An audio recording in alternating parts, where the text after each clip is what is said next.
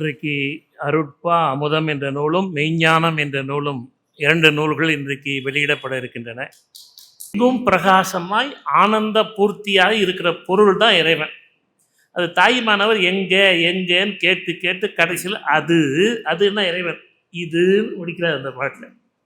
அந்த பாட்டை இன்னைக்கு கடவுள் வாழ்த்து பாடினாங்க. அதுக்கு பிறகு ஒப்பற்ற பாட்டு வள்ளலாரிலேயே 6000 சில்லறை இருக்குது, 7000 பாட்டு வருது. ஒவ்வொரு பதிப்பும் ஒரு மாதிரி இருக்குது. அதில் ஒப்பற்ற பாட்டாக அந்த காலத்தில், நான் பழைய பதிப்பு சொல்கிறேன், பழசு வீட்டில் தான் பாருங்கள், 6ஆம் திருமுறையில் எடுத்த உடனே பிளாஸ்டிக் பேப்பர் இருக்கும், அது கீழே கிளாஸ்கோ பேப்பரில் இந்த ஒரு பாட்டு தான் பிரிண்ட் பண்ணியிருப்பாங்க. அப்படிப்பட்ட ஒப்பற்ற பாட்டு அதை இன்றைக்கு ஐயா அவர்கள் பாடினார். அதை நான் இந்த 3வது பக்கத்தில் தனியாக போட்டிருக்கேன். அன்பெனும் பிடியுள் அகப்படும் மலையே, அன்பெனும் குடில் புகும் அரசே, இறைவன் யார் என்று கேட்கிறார். அன்பெனும் கரத்தமர் அமுதே, அன்பெனும் வலைக்கு உட்படு பரம்பொருளே. அடுத்த ரகசியம் கீழே இருக்கு, எல்லாருக்கும் இந்த பாட்டு தெரியும். அன்பெனும் உயிர் ஒளிர் அறிவே, அன்புனாலும் ஜோதினாலும் உயிர்னாலும் அறிவுனாலும் ஒன்று தான். இதை தெரிஞ்சுக்கிறது தான் இந்த சித்தர் மையம். இதை தெரிந்து கொள்வது தான் ஞானம். உலகம் பூரா என்ன இருக்கா, அறிவுன்னா வேற, அன்புன்னா வேற, ஜோதின்னா வேற, உயிர்னா வேறன்னு நான் சொல்லலை, என் குருநாதர் சொல்லுவார். பாட்டு அன்பெனும் உயிர் ஒளிர் அறிவே. அடுத்த வரி அன்பெனும் அணுவுள் அமைந்த பேரொளி. பேரொளியும் ஒன்று தான். ஒளி என்பது ஜீவாத்மா, பேரொளி என்பது பரமாத்மா. இப்போ 5 ஆயிடுச்சிங்களா? கடைசியாக முடிக்கிறார். அன்புருவாம் பரசிவமே. பரசிவம்னு சொல்கிறீங்களே, அதுவும் இதுதான். இப்போ 6ம் ஒரே பொருள்னு ஒரு பாட்டில் சொல்லியிருக்குது. இதை தான் 3வது பக்கத்தில் கொடுத்துருக்கேன். இது ஐயா பாடினார். அதனால் எப்படி ஞானம் பொதிந்திருக்கிறது என்று சொன்னால், மேலோட்டமாக பார்த்தா இந்த பாட்டு எல்லா அருட்பா சங்கத்திலையும் பாடுவாங்க. இதை பாடாதவங்க யாரும் இருக்க மாட்டாங்க. அன்பினும் பிடியில் அகப்படும் மலையே எல்லாரும் பாடுவாங்க. ஆனால் இந்த ஒரு பாட்டுக்குள்ளே இந்த 6 செய்தியும் ஒரு பொருளைத்தான் குறிக்கிறது. ஆனால் நம்மளால் ஏற்றுக்கொள்ள முடியாது. நமக்கு மனம் இன்னும் பக்குவப்பட்டாதான் இது ஒன்றுன்னு தெரியும். அது வரைக்கும் தெரிஞ்சிக்க முடியாது. திருமணத்தை எல்லாரும் படிப்பாங்க. அன்பு சிவம் 2 என்பர் அறிவிலார், அன்பே சிவமாவது 6 அறிகிறார், அன்பே சிவமாவது 6 அறிந்த பின் அன்பே சிவமாய் எல்லாம் படிப்பாங்க. ஆனால் அன்பு சிவம் 2 1 எப்படி தெரிஞ்சுக்கிறது? இந்த பாட்டில் வருது பாருங்க. அன்பு அன்பு அன்பு அன்பு அன்புருவாம் பரசிவமே, திருமந்திரத்துக்கு விளக்கம். இதை புரிஞ்சுக்கிறது தாங்க ஞானம். இது ஒன்றும் பெரிய இமயமலையெல்லாம் ஒன்றும் இல்லை, சாதாரண விஷயந்தான். இதை புரிந்து கொள்வதற்குத்தான் அந்த கால டைம் டூரேஷன் எடுக்கிறது. ஒரு எப்படி ஒரு ஆசிரியர்கிட்ட போய் உட்காந்து BA 3 வருஷம் படித்து, MA 2 வருஷம் படித்து, அப்புறம் BEd MLலாம் படித்து மேலே வர்ற மாதிரி விஷயம் ஒன்று தான். இதை புரிந்து கொள்வதற்குத்தான் இவ்வளோ பாடு. சரி, நான் ஒரு 2-3 பேருக்காக வெயிட் பண்ணுறேன். அதுக்கு தான் இந்த நூலை பற்றிய ஒரு அறிமுகம். எப்படி இந்த நூல் தோன்றியது, இந்த நூல் தோன்றியது எப்படின்னு தெரியணும் இல்லை, அதுக்குள்ளே சில உள்ள விஷயத்தையும் போயிடலாம். அதாவது எதுவுமே நம்ம கையில் இல்லைன்னு நான் உணர்ந்தவன். எதுவுமே என் கையில் இல்லை, அதுவாக நடக்குது. ஏன் நடக்குதுன்னு தெரியல, அது இஷ்டமாக நடக்குது. அதுக்கு பேர் தான் அதிர்ஷ்டம். அதிர்ஷ்டம்னா என்னன்னா, அது பரம்பொருள், அது இஷ்டத்துக்கு நடத்துது. நாம் அதை அதிர்ஷ்டம்னு சொல்லிக்கிறோம் இல்லைங்களா? இந்த நூலை பொறுத்தவரை இந்த நூல் என்ன சொல்லுது ஒட்டுமொத்தமாக என்றால், நம்பிக்கை. முக்கியமாக இதை படிக்க யாராவது படித்தா உங்களுக்கு நம்பிக்கை வேணும். நம்பிக்கை இல்லைன்னா அது படிக்க வேண்டாம், வேஸ்ட். நான் அதெல்லாம் எடுத்த உடனே சொல்கிறேன், இது ஞானப்பாதைக்கு உரிய நூல். எடுத்த முதல் வரையே அதுதான். மற்றவங்க படிக்கிறது வேஸ்ட். ஞானத்தில் ஞானம் சென்ட்ரலில் இருக்கிற பகுதி, மையப்பகுதி. இதில் விருப்பம் இருக்கிறவங்க வரலாம், விருப்பம் இல்லாதவங்க அவங்கவுங்களுக்கு உரிய விருப்பத்தை செய்யலாம். இதில் எந்தவித கட்டுப்பாடும் தடையும் இல்லை. 2வதாக நம்பிக்கை மட்டும் போதாவது செயல்படுத்தணும். பல பேருக்கு நம்பிக்கை இருக்குது, செயலுக்கே வர்றதில்லை. செயலுக்கு வராமல் என்ன பண்ணுறது? ப்ராக்டிஸ் வரணும் இல்லை. ஞானம் என்பது பழகி வருவது, படித்து வருவது அல்ல. அதுதான் இந்த நூலுடைய ஒட்டுமொத்த சாரம். 2வது, இந்த நூல் எப்படி வந்தது அப்படின்னா ரொம்ப ஆச்சரியம். இப்போ நான் சொன்னால் நீங்களே ஆச்சரியப்படுவீங்க. பிப்ரவரி மாதம் எங்கே இவர் இல்லையா, ராமகிருஷ்ணன் விஜய் வந்திருக்கீங்களே, ஐயா ராமகிருஷ்ணன் வழக்கறிஞர் வரல. போன பிப்ரவரி மாதம் சித்தர் மையம் நடந்து நான் இங்கே உட்காந்துருக்கேன். அவரும் ஐயா விஜய் கிருஷ்ணன், உங்கள் பேர் முழு பேர் எனக்கு மறந்து போச்சு. விஜய் விஜயகுமார், அவரும் ஐயா வழக்கறிஞர். அவர் 80 வயசுக்கு மேலே. இங்கே தான் உட்காந்துருக்கேன். பிப்ரவரி 2000 இங்கே அவர் அதான் பிரசாகத்தில் அவரும் பக்கத்தில் உட்காந்துருக்கார். அவர் எல்லாம் வந்து என்ன கேட்குறாங்கன்னா, ஐயா உங்கள்கிட்ட 108 வாரம் 108 வாரம்னு 108 வாரம் கேட்டோம். இந்த சித்தர் இலக்கிய மையத்தை நாங்களும் 20 வருஷமாக கேட்குறோம். திருவாசகம் எல்லாம் கேட்டோம். நீங்கள் ஏதோ ஒன்று சாட்சிக்கு இருக்கார், ஏதோ ஒன்று சொல்கிறீங்க, அது புரியல. கேட்டால் எனக்கு அதிகாரம் இல்லை, நான் சொல்ல முடியாதுன்னு சொல்கிறீங்க.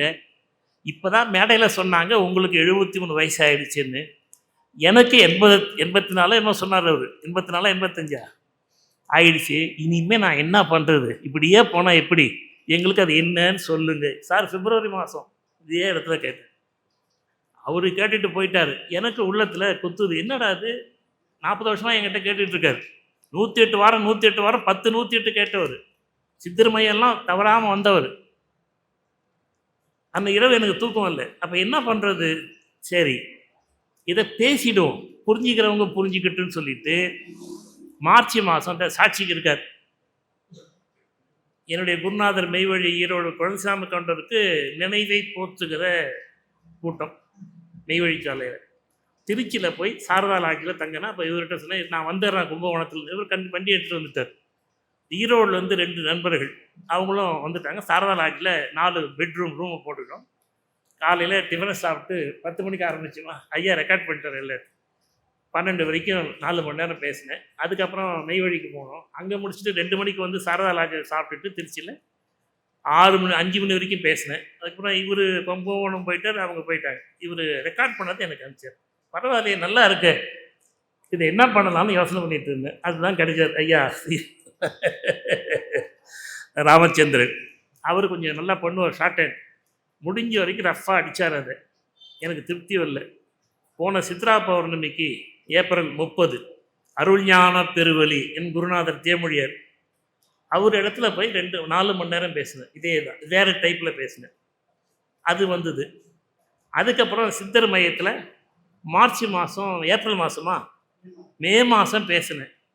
போன ஜூன் மாதமும் பேசினேன். பாருங்கள், ஜூன் மாதம் பேசி முடிச்சுது, 1 மாதத்துக்குள்ளே எல்லாத்தையும் தொகுத்து எழுதி, இப்போ எவ்வளோ வேலை வாங்கியிருப்பேன் நம்ம சதானந்தத்தை பிழிஞ்சி எடுத்து இந்த 2 மாதத்தில் 276 பக்கம் நூல் வந்து இது. இப்போ இது என் கையிலையா இருக்குது, என் கையில் இது ஒன்றுமே இல்லை. நான் முழுமையாக நம்புகிறேன். ஏதோ ஒரு அது என்ன தமிழில் சொல்கிற ஃபோர்ஸ், ஒரு இயக்கம் ஆளை உருவாக்கும். 2021 10 தொகுதி வந்து தமிழக வரலாறு பண்பாடு மொழி வரலாறு. ஐயா ராமகிருஷ்ணன் வந்துட்டார்னு நினைக்கிறேன், வந்துக்கிட்டே இருக்கார் பெரியவர். ஐயா உங்களை தான் பற்றி சொல்லிக்கிட்டு இருக்கேன், வாங்க பார்த்து வாங்க பார்த்து வாங்க, அழிச்சிட்டு வாங்க. அவர் 10 தொகுதி வந்தது, எனக்கே தெரியாது. 2020 திருக்குறள் கலைஞர் 10 யார் வந்தது, யாரால் முடியும்? 6000 பக்கம், 12,000 பக்கம். அதுக்கு இயற்கை கொடுத்த பரிசு கை விழுந்துருச்சு, கை முடிஞ்சிருச்சு, கையை தூக்க முடியாது. 8 மாதம். ஐயா உங்களுக்கு வயது என்ன? 87. பாருங்க, அவர் தான் கேட்டார் பிப்ரவரி மாதம் என்ன, 87 வயது. நாங்கள் என்ன பண்ணுறது? அவருக்காக வந்தது தான் இந்த நூல், நீங்கள் கேட்டு வந்தது. நடந்ததுங்க ஆச்சரியம்.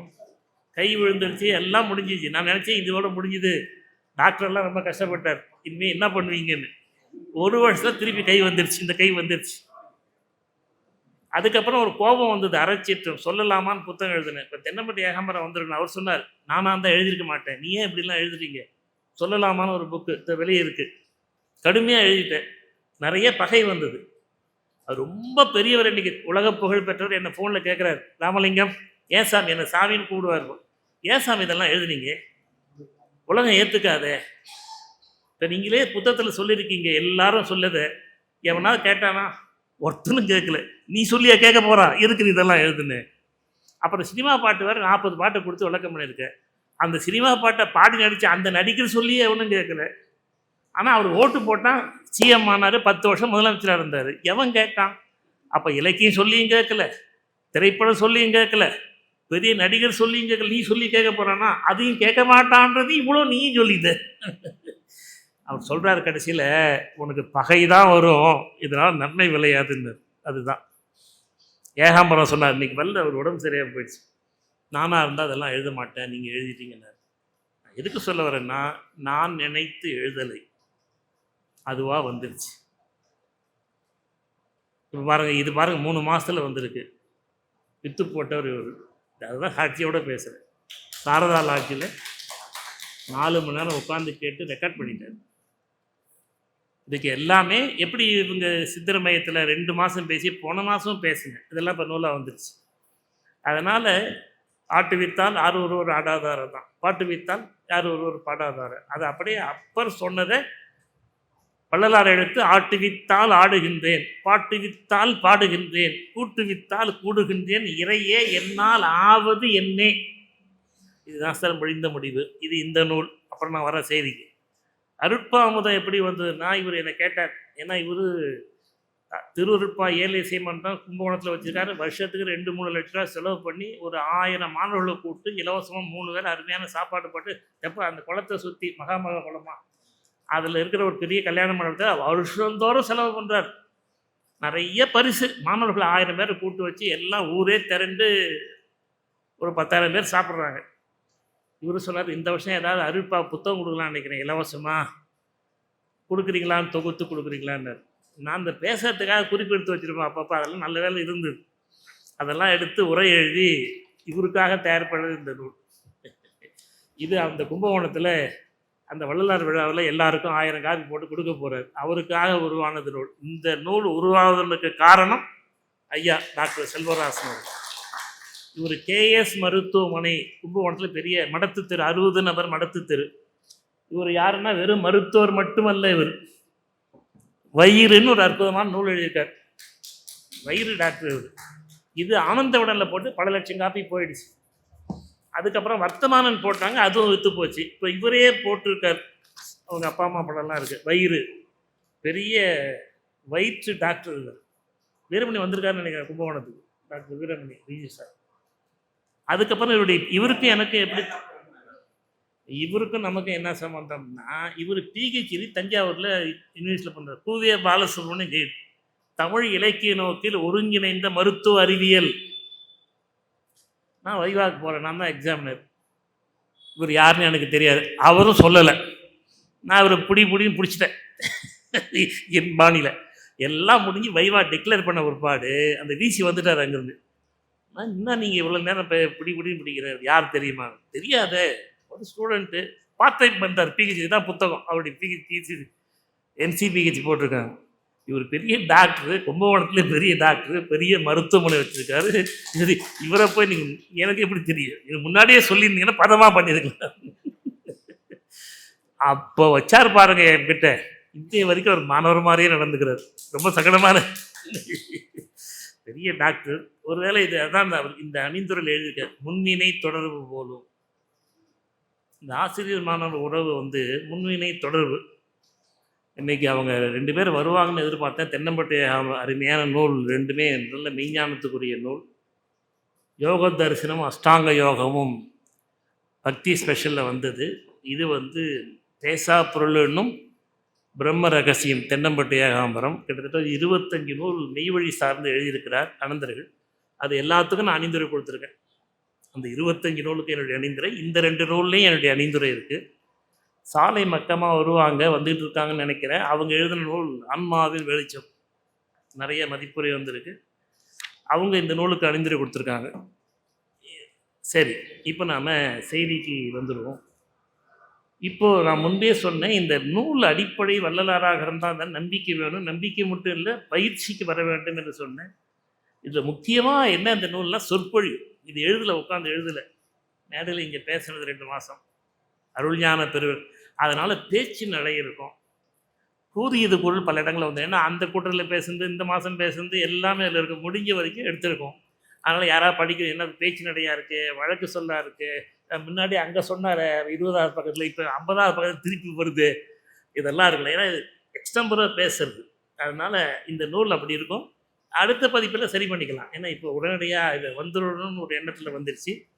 இது இவருக்காக நான் தொகுத்து வைத்திருந்த அருட்பாப்பாளுடைய உரையோடு போட்டிருக்கோம். இதான் இந்த 2 நூலுடைய வரலாறு. இதில் முக்கியமான செய்தி என்ன நான் சொல்ல வருகிறேன்னா, நான் அடிக்கடி இங்கே சொல்கிறேன்னா, நானே ஒரு முடிவுக்கு வந்துட்டேன். போதும், 40-50 வருஷம் பேசியாச்சு, நிறைய உண்மையை சொல்லியாச்சு, இனி பேசிய பகைமையெல்லாம் வளர்த்து பிரயோஜனம் இல்லை. அதனால் இனிமேல் பழையபடி மௌனம் தட்டிடுவோம். திருவாசகம் திருவள்ளுவர் இந்த உண்மையை இதோட நிறுத்திக்கணும்னு நினைக்கிறேன். இதில் என்ன விஷயம்னா, நான் என்ன சொல்ல வரேன்னா, இப்போ நாட்டில் ஏகப்பட்ட சண்டை நடக்குது. உங்களுக்கு எது விருப்பமோ அதை பின்பற்றுங்க. இறைவனை அடையணும்னா 4 மார்க்கம் தான் இருக்குது. உலகத்தில் எந்த சமயமானாலும் அதுதான். சரியே, கிரியே, யோகம், ஞானம் தான். இந்த 4 வழி தான் இருக்குது. 4 மார்க்கம் தான், 4 நெறி தான். ரொம்ப நுட்பம் போனால் ஒன்று 4ஆக பிரியும். சரியில் சரியே, சரியில் கிரியே, சரியில் யோகம், சரியில் ஞானம், 4ஆக பிரியும். என்னன்னாங்க 16. இதுக்கு மேலே பிரிவெல்லாம் கிடையாது. இப்போ இஸ்லாத்தில் இது ஹரிகத், தரீகத், மஹ்ரிபத். மஹ்ரிபத்னா ஞான நெறி. மஹ்ரிபத் மாலைன்னு ஒரு அற்புதமான நூல் இருக்குது. தக்கலை பீர் முகமது அப்பாப்பான்றது. குணங்குடி மஸ்தான் தக்கலை பீர் முகமது அப்பானா மக்கள்கிட்ட செல்வாக்கு பெற்றாங்க. பல சூஃபி ஞானிகள் தமிழில் இருக்காங்க.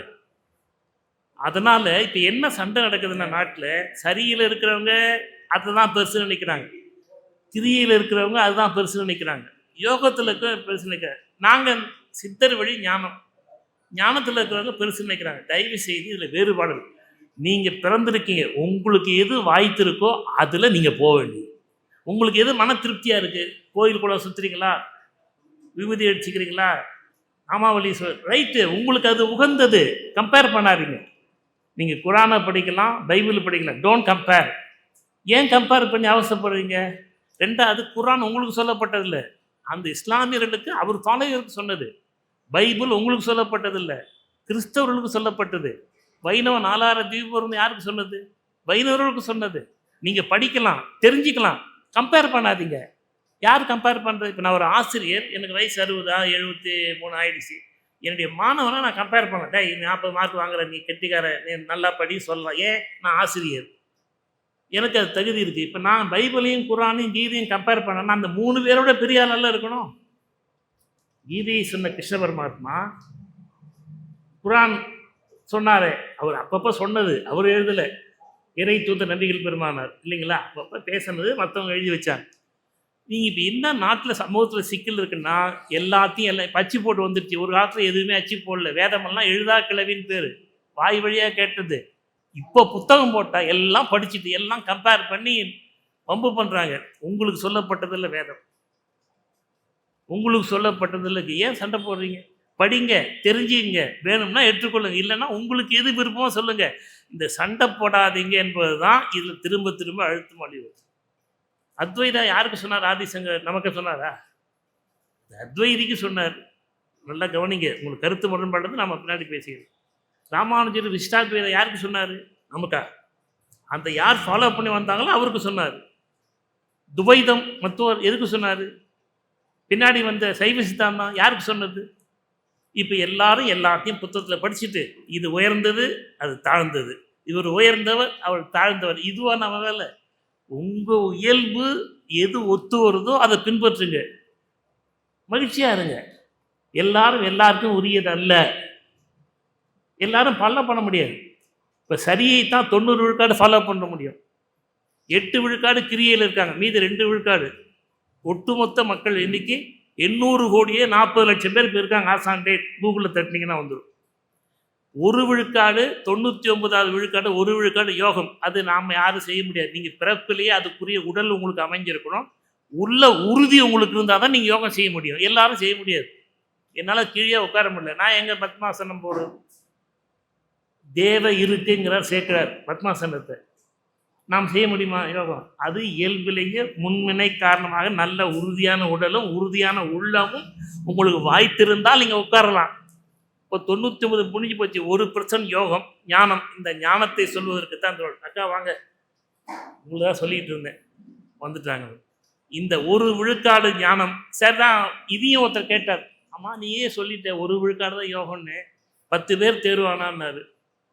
நான் சொன்னேன், கோடியிலேயே ஒருவன் குலமாறு உண்டு இந்த நூலில் சொல்லியிருக்கேன் சார். அகத்தில் 5 இடத்துல சொல்ல, கோடியை ஒருத்தன் தான் தேர்வான் ஞானத்துக்குன்னு. அப்போ நீயே சொல்லிட்டு அப்புறம் எதுக்கு இதெல்லாம் சொல்லிட்டு இருக்கிற? அந்த 10 பேரும் ஒருத்தனுக்கு உள்ள ஒற்றுமை இருக்காதே. இவன் தத்துவத்தை அவன் ஏற்றுக்க மாட்டான், அவன் தத்துவத்தை இவன் ஏற்றுக்க மாட்டான், எதுக்குன்னாரு. நான் சொன்னேன், ஐயா இது இப்படி ஒன்று இருக்குன்னு நீங்கள் மீண்டும் நினைவுபடுத்த தான் என் வேலை. இதை பின்பற்றி வாங்க, எல்லோரும் ஞானத்தை ஏற்றுக்கொள்ளுங்கள் என்று சொல்வதற்காக எழுதப்பட்டதல்ல. இந்த நாட்டில் இப்படி ஒரு ஞான பாதை இருக்கு, சரியை கிரி யோக ஞானத்தில் இப்படி ஒன்று இருக்குன்னா ஞாபகப்படுத்தணும் இல்லை. அதையெல்லாம் தொகுத்து கொடுத்துட்டோம். எங்கள் வேலை முடிஞ்சுது. விருப்பப்பட்டால் ஞானத்துக்கு வாங்க, இல்லை உங்களுக்கு என்னென்ன விருப்பமோ. ஐயா சரியாக சொல்கிறேன்னா, நீங்கள் சரின்னா சரியில் இருங்க, கிரியைன்னா கிரியில் இருங்க, யோகம்னா யோகத்தில் இருங்க, ஞானம்னா ஞானத்தில். சண்டை போட்டுக்காதீங்க. உங்களுக்கு விருப்பமானது இந்த பிறப்பில் உங்களுக்கு எது மனசில் அமைதி தருதோ அதை செய்யுங்க. ஆனால் இன்றைக்கி இவர் தயவுனால காஞ்சிபுரம் போயிட்டு வந்தேன், அங்கேருந்து திருப்பதி போயிட்டு வந்தேன். இது வரைக்கும் வாழ்க்கையில் 60 வருஷத்துக்கு முன்னாடி நான் சின்ன குழந்தையாரு திருப்பதி பெருமாளை போய் கிட்ட தரிசித்தேன். நான் பெருமாள்லாம் இங்கே தரிசித்தேன். இவர் தயவுனால போன வாரம் கிடச்சிது. இதுவும் இறைவனுக்கு போட்ட உத்தரவு. நமக்கு எங்கே வாய்ப்பு கிடைக்கும்? திடீர்னு வந்தார், காரில் ஏறுங்கன்னார். எதுக்குன்னு ஏறுங்கன்னார். ஏன்னா நேராக திருப்பதி. திரும்பொழுது பேரருளால் காஞ்சிபுரம் வரதராஜே கிட்ட போய், நான் இது வரைக்கும் கிட்ட போக முடியாது, நம்மளாலாம் முடியுமா? இறைவன் முடிவு பண்ணிட்டார் இவர் மூலமாக. கிட்ட போய் சொன்னார். அந்த காஞ்சிபுரம் நான் கேட்டேன், ஏன் பெருமாளே வரதராஜா உன்னை வச்சு சண்டை போட்டுக்கிறாங்க, ஒய்யா யூவான்? எந்த நாமம் போட்டா என்ன? நீ தானே பேரருளாளன், நீ தானே எல்லாருக்கும். நான் என்ன சொல்ல வரேன் இந்த நூலில், சண்டை போட்டுக்காதீங்க. உங்களுக்கு விருப்பமானது நீங்கள் செய்யுங்க. எந்த தத்துவத்தை ஏற்றுக்கொள்ளுங்க, எந்த சமயத்தை ஏற்றுக்கொள்ளுங்க, நம்புங்க, செயலுக்கு வாங்க, சண்டை போட்டுக்காதீங்க. அதுதான் இந்த நூல். இதுதான் இந்த நூல், வேற ஒன்றும் இல்லை. இந்த நூலுக்கு அணிந்திரு கொடுத்துறவங்க தான் சாலை மக்கமாக வந்திருக்காங்க. அவங்க மேடைக்கு வந்து அப்புறம் பெற்றுக்கொள்வார்கள். அவங்க எழுதின நூல் தான் இது, ஆன்மாவின் வெளிச்சம். ஆன்மாவின் வெளிச்சம். அவங்க தான் இந்த நூலுக்கு அணிந்திரு கொடுத்துருக்காங்க. அதே மாதிரி தென்னம்பட்டி ஏகாமரம் அண்ணா வரணும், ஒரு உடம்பு சரியில்லையா, மதியானம் 3 மணிக்கு ஃபோன் பண்ணார். அவர் எழுதின நூல் தான் பேசா பொருள் மெய்ப்பொருள், அஷ்டாங்க யோகம். இதெல்லாம் ஏன் காமிக்கிறேன், இப்படிலாம் நூல் வந்திருக்கு, ஞான நெறின்னு ஒன்று இருக்குது என்று சொல்வதற்காகத்தான். அப்புறம் முக்கியமாக சொல்ல வேண்டியது சில விஷயங்களை சொல்லிடுறேன். ஒரு 5 மணிக்கு மேலே இதை நம்ம வெளியீட்டு விழா வச்சுக்கலாம். நான் திரும்ப திரும்ப சொல்கிறதான், தயவு செய்து மெய்ஞானத்தை ஃபோன் மூலம் கேட்காதீங்க. ஃபோன் மூலம் கேட்காதீங்க, வாட்ஸ்அப்பில் கேட்காதீங்க, ஃபேஸ்புக்கில் கேட்காதீங்க, பதில் ட்விட்டரில் கேட்காதீங்க, நேருக்கு நேராக வந்து கேட்டு. இப்போ இதனுடைய பொற்காலம்னு இதில் எழுதியிருக்கேன், மெய்ஞானத்தினுடைய பொற்காலம்னு எழுதியிருக்கேன். ஏன் மெய்ஞானத்தினுடைய பொற்காலம் எழுதியிருக்கேன்? எங்கள் தாத்தா காலத்தில், எங்கள் அப்பா காலத்தில் இந்த நூல்லாம் கிடையாது. எனக்கு தெரிஞ்சு நான் மெட்ராஸ் வரபோது வரதராசனார் இருந்தார். பிஆர்ஓ ராமலிங்கம் வருக, போகக்குள்ளே எங்கள் டைரக்டர் வந்திருக்கார், பார்த்துட்டு செல்லுங்க. பழைய பிஆர்ஓ ராமலிங்கம். வரதராசனா நான் சென்னைக்கு படிக்க வரும்பொழுது அவர் துணைவேந்தராக இருந்தார். அவரை பார்த்த 2-3 கூட்டத்தில் பேசுகிற வாய்ப்பு இல்லை. ஏன்னா அவர் துணைவேந்தர்கிட்ட போய் நான் பேச முடியுமா, சின்ன சோட்டா பச்சா. ஆனால் அவர் காலத்திலே புத்தகம் இல்லை. அவர் தண்டி அலங்காரம் கேட்குற எவனும் தரமாட்டேன்டான், வாங்கி ராத்திரி காப்பி பண்ணி அந்த புத்தகத்தை திருப்பி கொடுக்குறாரு. நம்ம தாத்தா காலத்தில் புத்தகம் கிடையாது சார், கிடைக்கல, அப்போ தான் வருது. அப்பா காலத்தில் ஓரளவுக்கு வந்துருச்சு. இப்போ நம்ம காலம் பொற்காலம். எல்லா ஞானமும் உங்களுக்கு பிரிண்ட் ஆகி புத்தகமாக உங்கள் வீட்டு தெலுங்கு இருக்குது. 4 வேதம் இருக்குது, 108 உபநிஷம் புக்காக இருக்குது. என்கிட்ட 3-4 காப்பீஸ் இருக்குது. எல்லாம் உரையோடு கொடுத்துருக்காங்க, தமிழில் கொடுத்துருக்காங்க. பகவத்கீதை 25 உரை தமிழில் இருக்குது எனக்கு தெரிஞ்சு. பிரம்மசூத்திரம் இருக்குது, 18 புராணம் இருக்குது, 18 சுருதிகள் இருக்குது, இதிகாசம் எல்லாம் பிரிண்ட் ஆகி புத்தகமாக வீட்டில் இருக்குது சார். இதை விட என்ன பொற்காலம்? நம்ம அப்பாவுக்கு இந்த வாய்ப்பு இல்லை, தாத்தாவுக்கு சுத்தமாக வாய்ப்பு இல்லை. எல்லா ஞானமும் உங்கள் கையில் இருக்க, உங்கள் வீடு தேடி பாருங்க, இங்கே வெளியே வச்சுருக்கிறோம், நினச்சா வாங்கிட்டு போகலாம். ஒரு காஃபி குடிக்கிற செலவு தான்.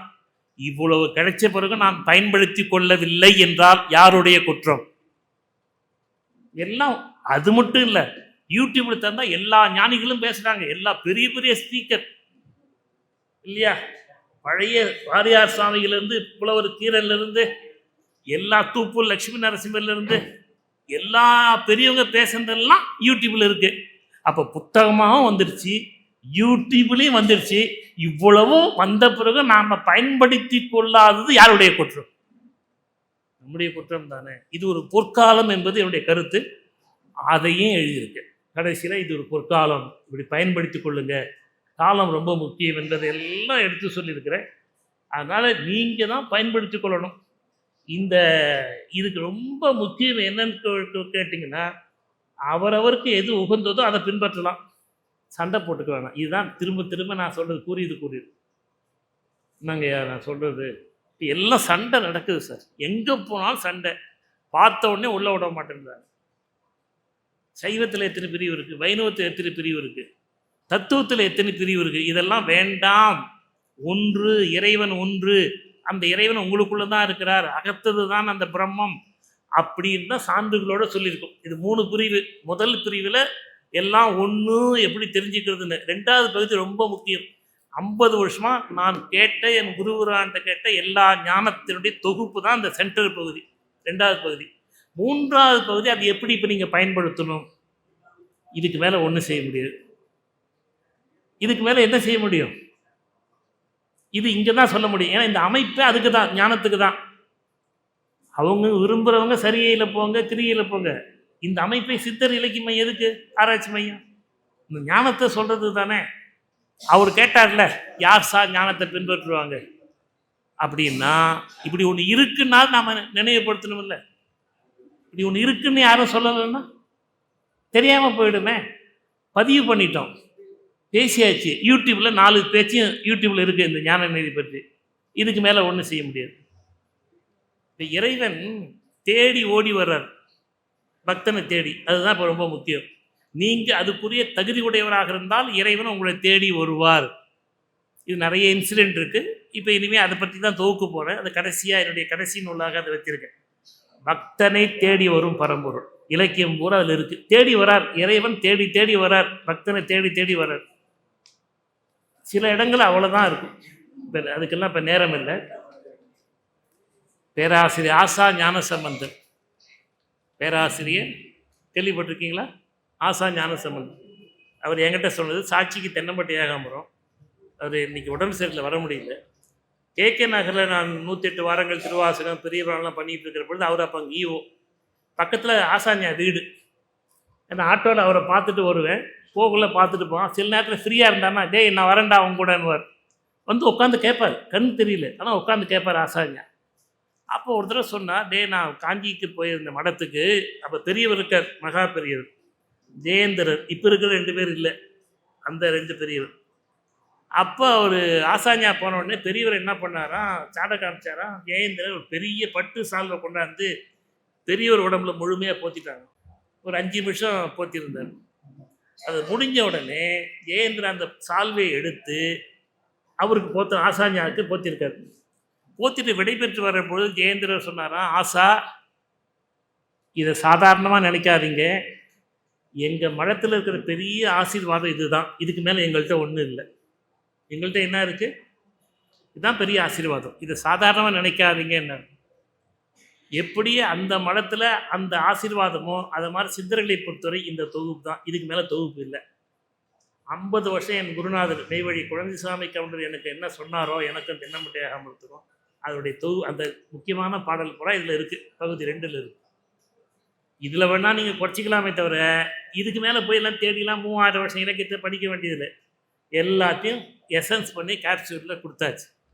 எப்படின்னா பரம்பொருள் என்ன கடைசியில் உங்களுக்கு தன்னையே கொடுத்தோம். எப்படி கடைசியாக ராமாயணத்தில் விடை கொடுத்த படலம் கடைசியாக வர்ற பொழுது ராமன் என்ன சொன்னார், ஆஞ்சநேயருக்கு ஏதாவது கொடுக்கணும்னு நினைக்கிறார், என்ன கொடுக்க முடியும்? தன்னையே கொடுத்துட்டார். கூப்பிட்டார், ஆஞ்சநேயா எல்லாருக்கும் எல்லாம் கொடுத்துட்டேன், விபீஷனுக்கு இலங்கையை கொடுத்துட்டேன், கிட்கந்தையை சுக்ரீவனுக்கு கொடுத்துட்டேன், எல்லாருக்கும் எல்லாம் கொடுத்துட்டேன், உனக்கு என்ன கொடுக்க முடியும்? நீ உயர்ந்த பக்தன், இங்கே வா, நான் என்னையே உனக்கு தருகிறேன், என்னை உன் மார்போடு மார்பு பொருந்துற புல்லுகன்னு தன்னை கொடுத்துட்டார். நாமள அந்த போய் கட்டி பிடிச்சிருக்கோம். அவர் அவர் வாய் பூச்சி நின்றுட்டார். அப்போ பகவான் என்ன செய்வார்னா, உங்களுக்கு அருளாசி என்றால் தன்னையே கொடுத்து விடுவார். அதுதான் இப்போ காஞ்சி மடத்தில் சொன்னேன். இதுதான் மெய்ஞானத்தை பொறுத்தவரை. ஞானப்பாதைக்கு சொல்கிறேன், சரியை கிரி யோகத்துக்கு சொல்லலை. மெய்ஞானத்தில் ஞானத்தில் ஞானம் யாரேனும் பெற வேண்டும் என்று விரும்பினால் இதில் இருக்கிற மத்தியில் இருக்கிற பகுதி தான். இதுக்கு மேலே ஒன்றும் இல்லை. எனக்கு தெரிந்து தான் நான் சொல்ல முடியும். சார் எனக்கு தெரியாது, எது ஒன்றாலும் இருக்கலாம்ல. பல முக்கியமான செய்தி, நிறைய செய்தி இருக்குது, முக்கியமாக சொல்லிடுறேன். இந்த சித்தர் அமைப்பை பொறுத்தவரை இப்போ நான் பேசிகிட்டு இருக்கேன்னா, நான் என்ன பெற்றேனோ அதுதான் உங்களுக்கு கொடுக்க முடியும். நல்லா கவனிங்க. இப்போ சித்தர் என்ற பெயரில் ஒவ்வொருத்தர் சூ மந்திரகாளி சொல்கிறார், இப்படின்னா விபூதி கொட்டு இருந்தார், இப்படின்னா விபூதி குங்குமம் கொட்டுது, தேன் கொட்டுது, எலுமிச்சம்பழம் வருது, வாட்சி கொடுக்குறார், செயின் கொடுக்குறார். நான் எதையும் மறுக்கலை. அது அவங்களுடைய மரபு. ஒருத்தர் குளிக்காமல் இருக்கிறார், ஒருத்தர் கெட்ட இன்னும் இருக்கார், 6 வருஷமாக 10 வருஷமாக சாப்பிடாமல் இருக்கிறார். தப்பு இல்லை, நான் அதை மறுக்கவில்லை. அவங்க நெறி அது. எங்கள் நெறி என்னன்னா இதுதான். என்ன, முழுக்க முழுக்க உங்கள் அறிவு சம்மதிக்க ஏற்றுக்கொள்வது தான் உங்கள் நெறி.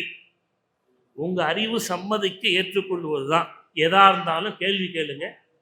உங்கள் அறிவு சம்மதித்தால் ஏற்றுக்கொள்ளுங்க, இல்லைன்னா வேண்டாம். இதுதான் அந்த நெறி. நீங்கள் அதை நம்புறீங்களா? ரொம்ப மகிழ்ச்சி. உங்களுக்கு எது விருப்பமோ அங்கே போய் அதை எடுத்துங்க. உங்களுக்கு எது விருப்பமோ அதை நீங்கள் பின்பற்றலாம். இந்த நெறி இவ்வளோதான்.